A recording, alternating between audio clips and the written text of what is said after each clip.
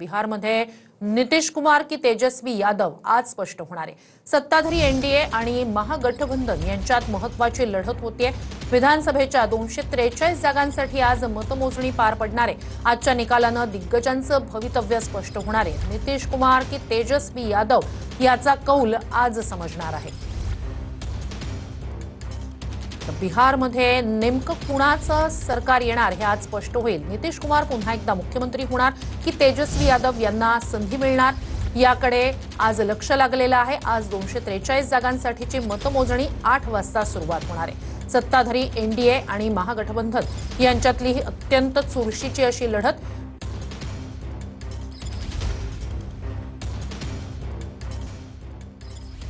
थोड्याच वेळात बिहार विधानसभा निवडणुकीची मतमोजणी सुरू होणार आहे।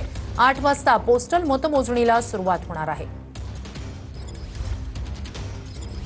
बिहारमध्ये थोड्याच वेळात विधानसभा निवडणुकीच्या मतमोजणीला सुरुवात होणार आहे। 8 वाजता पोस्टल मतमोजणीला सुरुवात होईल। सगळ्यात आधी वेगवान निकाल तुम्हाला TV9 मराठीवर पाहता येतील। थोड्याच वेळात बिहार विधानसभा निवडणुकीसाठी मतमोजणीला सुरुवात होणार आहे। तर आज बिहारनं कोणाच्या बाजूने कौल दिला हे स्पष्ट होणार आहे।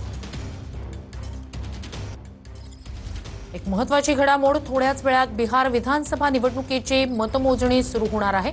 8 वाजता पोस्टल मतमोजणीला सुरुवात होणार आहे। बिहारमध्ये कुणाचं सरकार येणार, नितीश कुमार की तेजस्वी यादव याची उत्सुकता आता शिगेला पोहोचलेली आहे। थोड्याच वेळात बिहार विधानसभा निवडणुकीची मतमोजणी सुरू होणार आहे। 8 वाजता पोस्टल मतमोजणीला सुरुवात होणार आहे।